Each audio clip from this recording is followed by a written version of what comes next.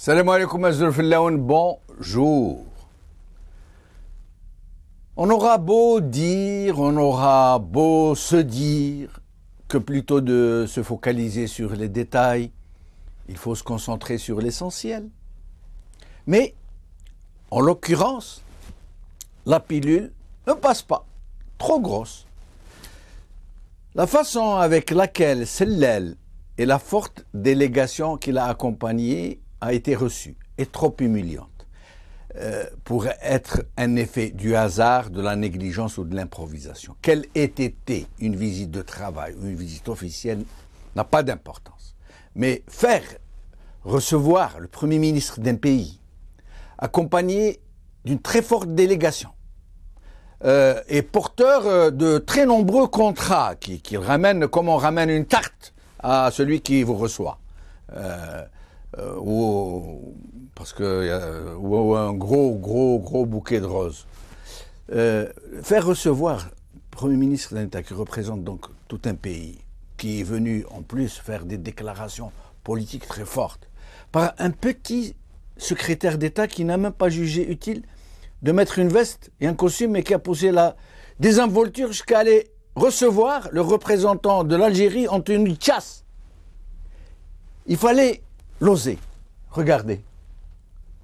Monsieur Le Guen, secrétaire d'État, qui reçoit le Premier ministre algérien, regardez comment il le reçoit. Et en plus, là, ils reviennent, il a attendu au bas de l'avion, et là, ils sont sur le tapis rouge, ils sont en chemin vers le salon d'honneur de l'aéroport. Regardez, ils marchent devant lui. Regardez. Et regardez leurs mines respectives, regardez ce visage, et regardez celui-ci. Regardez-les bien. Ce secrétaire d'État va entrer dans l'histoire du protocole diplomatique français. Ce mépris est d'autant plus curieux que non seulement c'est la France qui a besoin de l'Algérie, mais qu'en plus, il aurait été bien plus sage que l'État français respecte son propre protocole, surtout pour ce qui concerne, pour ce qui est de l'Algérie, son ancienne colonie, où les rancœurs sont restées vivaces. Si la France avait accordé un tout petit peu plus de respect à l'Algérie en recevant son Premier ministre de façon un peu plus digne, on aurait plus facilement cru ses professions de foi lorsqu'elle nous parle de réconciliation entre les peuples, de pages nouvelles à écrire entre nos peuples et patati et patata. On aura beau dire. Mais ce n'est pas la présidence de Zaroual, de Boudiaf, de Chedli ou de Boumediene qu'une telle humiliation aurait pu se produire. Le Premier ministre aurait reçu l'ordre de rebrousser chemin, d'ordonner aux pilotes de revenir sur Alger. Et Dieu sait que je n'ai aucun atome croché avec Boumediene. Mais sous la présidence de ces hommes que je viens de citer, ça ne serait pas passé comme ça. La visite aurait été annulée dardard. La question se pose donc de savoir pourquoi l'État français a ainsi humilié le régime algérien, alors que c'est lui qui est demandeur et non l'inverse. Enfin, d'une certaine manière, parce que si l'État français est demandeur de gros contrats, pas aussi gagnant-gagnant que nous l'affirme Sellel, le régime algérien aussi est demandeur de choses pas très avouables. Parce que la France est devenue la plaque tournante du blanchiment d'argent des barons du régime. Parce que la France ferme les yeux sur leur gros trafic et qu'elle dispose sur eux tous de dossiers très compromettants. En tous les cas, La façon avec laquelle a été reçu et traité le Premier ministre algérien est un camouflet retentissant. Mais fort heureusement, ce régime illégitime ne représente en rien le peuple algérien. Les Algériens ne se sont donc pas humiliés. C'est une histoire entre des receleurs et des gens indélicats, pour rester polis. Aujourd'hui, site du parti UDM, l'Algérie, seule chance de François Hollande. Mag 14, Sellel. L'Algérie a stabilisé la Tunisie. Nouvel observateur. Pourquoi la France a besoin de l'Algérie? Par Sahara Defallah. Avec nous, Brahim Younsi, président de l'UDM et analyste politique. C'est Brahim, marhaba bik, merci d'être avec nous. Merci de m'avoir invité. Merci. Alors, cette réception pas très ordinaire en matière de protocole, qu'est-ce que vous en pensez? Vous avez dit beaucoup de choses et le mot humiliation a été prononcé par vous. C'est vrai que c'est une humiliation, mais aussi une banalisation. Une banalisation qui touche à ce qu'il y a de plus profond chez le peuple algérien, à savoir sa mémoire et son histoire. Il y a quelques mois encore, les dirigeants algériens, quand ils veulent manipuler un sujet, accentuaient les demandes à la France pour reconnaître le génocide commis par le colonialisme français en Algérie. Aujourd'hui, cette page est visiblement définitivement tournée par ce système. Je vais rappeler une déclaration que Abdelaziz Bouteflika, alors ministre des Affaires étrangères de Houari Boumediene, avait faite au lendemain de la nationalisation. Je crois, je n'ai pas les dates en tête, des nationalisations des hydrocarbures en février 1971. Abdelaziz Bouteflika disait « Les relations entre la France et l'Algérie peuvent être bonnes ou mauvaises, mais jamais banales. » Or, on assiste et on a assisté à leur banalisation hier ou avant-hier, lorsque le Premier ministre algérien, je ne sais pas s'il faut encore l'appeler Premier ministre, parce qu'il est sous-gouverneur, c'est de cette façon-là qu'on reçoit ses sous-gouverneurs ou ses gouverneurs. Vous voulez dire gouverneur je crois que c'est Brahim, vous voulez dire gouverneur d'une colonie, gouverneur d'une région, gouverneur d'un pays sous contrôle? Gouverneur d'une colonie, indéniablement. Oui. Bon, indéniablement. Donc, il y a un effet de banalisation qui s'installe, et aussi pour dire à Sellel qu'il est chez lui en France. Effectivement, un sous-gouverneur ne peut être que chez lui quand il va dans la métropole. Absolument. Voilà. Absolument. Je crois que c'est à cela que nous sommes en train d'assister. Cela me rappelle une chose, le discours du général de Gaulle en 1959, qui nous proposait la sécession, l'indépendance ou l'association. Or, nous sommes passés par les deux premiers stades. L'indépendance est une indépendance formelle, mais aussi nous sommes dans le processus d'association qui nous était proposé en 1959 et que nous avions accepté à mots couverts en substituant le mot association, le mot coopération avec la France lors de la signature de ce qu'on a appelé les accords d'Évian.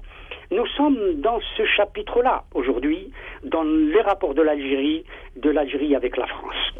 C'est Brahim Younsi, justement, pour rester dans cet angle sous lequel vous êtes en train de faire cette lecture de ces bien curieuses relations. Sellel, dans ses déclarations à la presse, a dit des tas d'énormités, parmi lesquelles, je relève l'une d'elles, il aurait pu le faire de façon en aparté, disons. Mais non, il a préféré le faire publiquement devant toute la presse. Il a invité le président François Hollande à se rendre en Algérie pour vérifier que le président Bouteflika est en bonne santé et qu'il peut très bien assumer ses prérogatives. Comment vous avez trouvé cette... ça rejoint tout à fait ce que vous êtes en train de dire. C'est comme si c'est un gouverneur était en train de dire au président de la colonie, si je peux me permettre le terme, venez, celui que vous avez mis là-bas, il est bon, il est en bonne santé. D'ailleurs, je vous invite à venir le vérifier vous-même, puisque lui ne peut pas venir. Comment vous avez... C'est exactement cela, mais en plus, c'est de l'indécence. Je crois qu'il était indécent.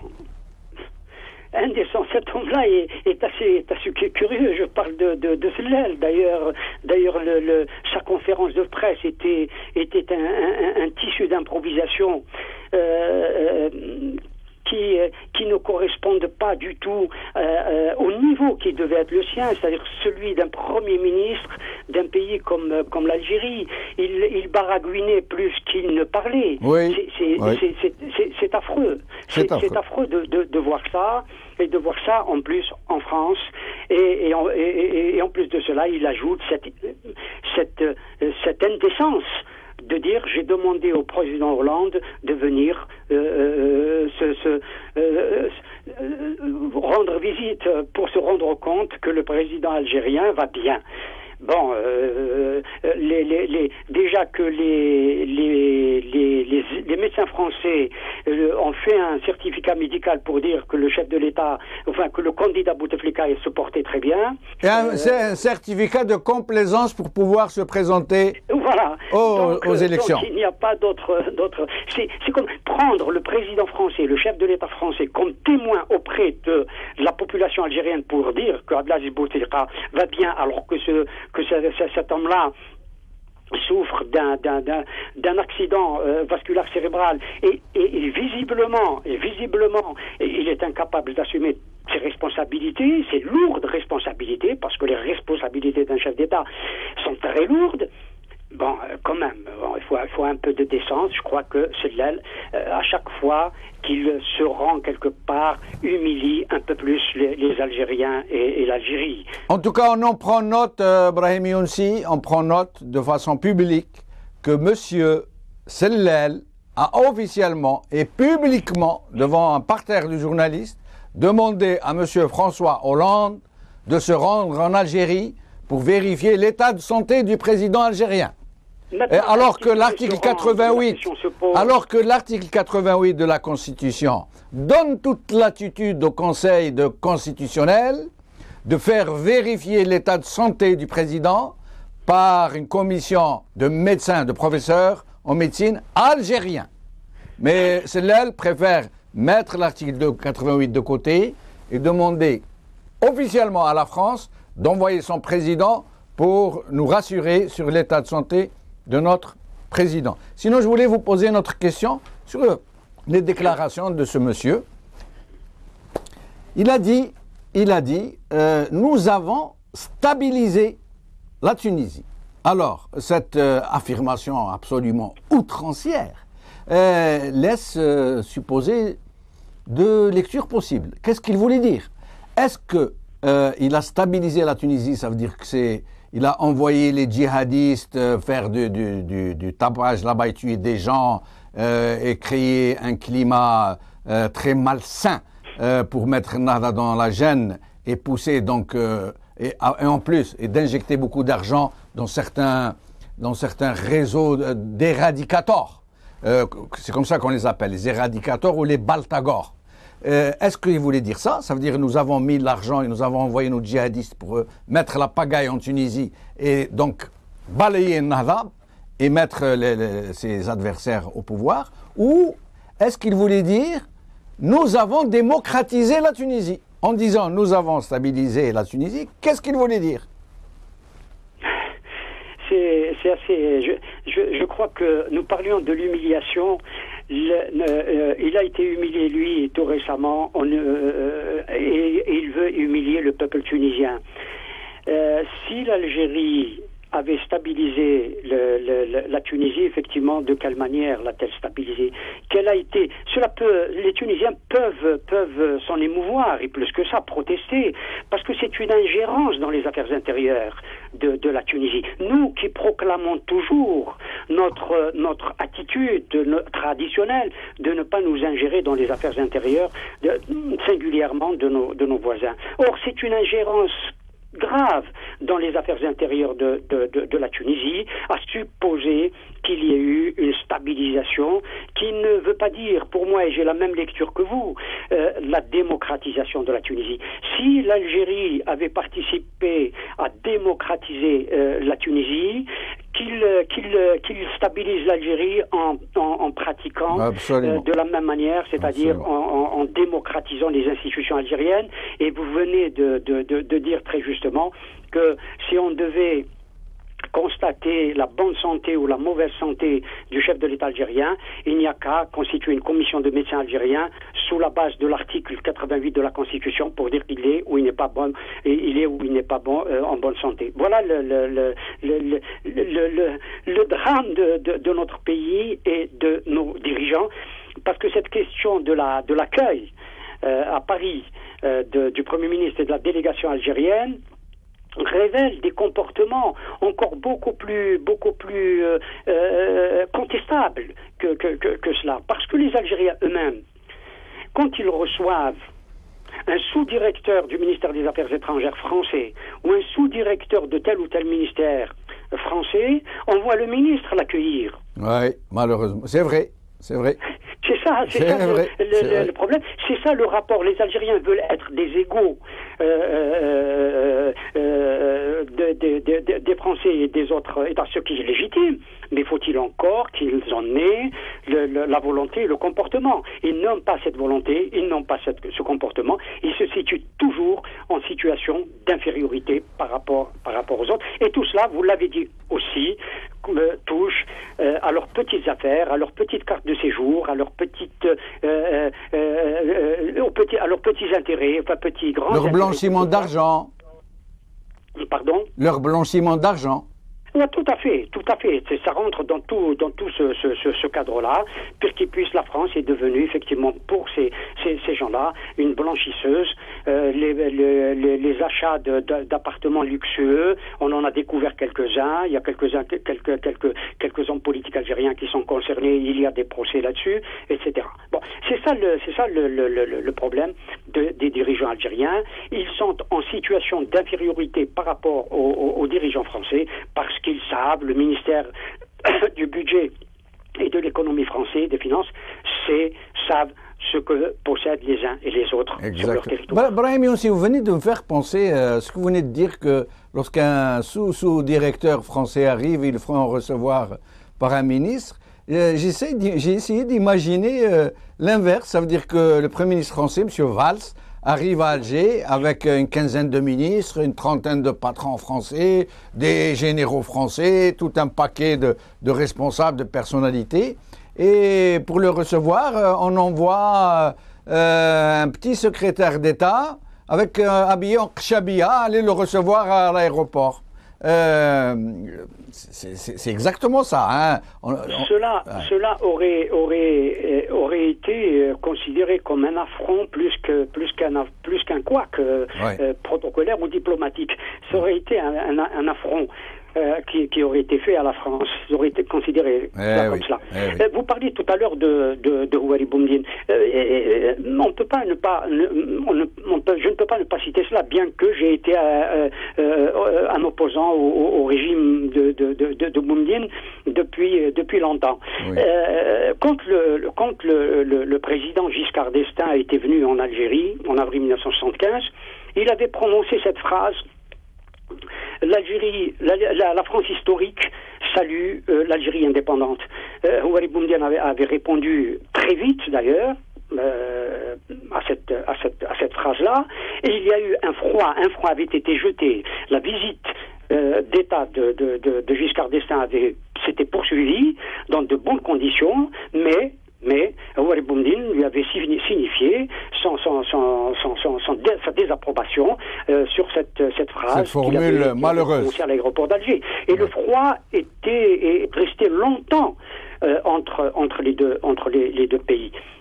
Voilà, pour lui signifier qu'il avait commis une grave... Moi non plus, je n'apprécie pas beaucoup M. Boumediene, mais je sais que de son temps, une telle humiliation n'aurait pas pu se produire. Sinon, c'est Brahim Younsi.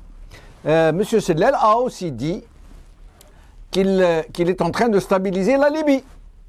Alors qu'il y a quelques semaines ou quelques mois, il avait dit... J'allais y faire allusion, oui. On en avait parlé dans une émission précédente. Tout à fait. Il avait prononcé devant le Parlement, la vidéo existe, il a dit « L'armée algérienne ne pourra jamais intervenir hors de ses frontières parce que la Constitution le lui interdit. » Or, premièrement, c'est faux. La Constitution, cette disposition n'existe pas et vous me l'avez confirmé vous-même. Ensuite, là, en France, il dit le contraire. Il dit « Nous sommes en train de stabiliser la Libye et le Mali. » Oui, tout à fait. Alors que, effectivement, de quelle manière l'Algérie stabilise le Mali, alors que c'est l'armée française qui est présente sur le territoire, les Français pourraient le prendre mal. Oui. Deuxième chose, prétendre que l'Algérie est en train de stabiliser la Libye, tout en affirmant en effet que l'Algérie, encore une fois, n'intervient pas ou ne s'ingère pas dans les affaires intérieures des autres pays. Nous sommes tout le temps dans la contradiction. Et singulièrement, depuis que Sellel est Premier ministre, je crois que cet homme-là, souvent, ne sait pas ce qu'il dit ou ne réfléchit pas. Il est là, bon, dans la conférence de presse qu'il a eue avec le Premier ministre français. Si on analysait cette allocution ou les réponses qu'il donnait aux journalistes, c'est une catastrophe. Oui. Je crois que Manuel Valls devait rire sous cap pour ne pas dire autre chose. Oui. C'est extraordinaire qu'un Premier ministre algérien puisse aller se laisser aller à des discours aussi contradictoires, à des discours qui remettent en cause, soi-disant, toute la philosophie ou toute la doctrine de l'Algérie.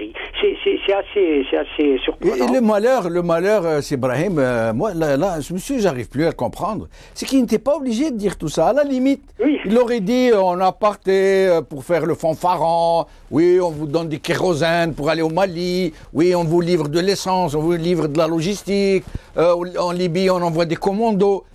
Mais le dire publiquement, oui. Alors qu'il a dit le contraire il y a quelque temps... Moi, j'appelle ça le syndrome Saddam Hussein. Ouais. On fait croire à l'Algérie qu'elle est une puissance militaire. Oui. Et l'Algérie, comme à l'époque Saddam Hussein, avait cru qu'il était effectivement la 4e armée du monde. Oui.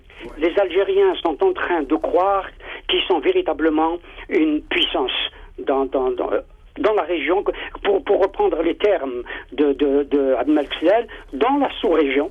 Oui. et évidemment dans la région, c'est-à-dire en Afrique. Alors, quand ça vient de lui, quand quelqu'un dit de sa propre région, la sous-région, ça veut tout dire. Hein, Mais écoutez, je vais reprendre tout à l'heure, vous aviez dit, pour revenir au protocole ou à la tenue du secrétaire d'État français aux relations avec le Parlement, qui l'a reçu.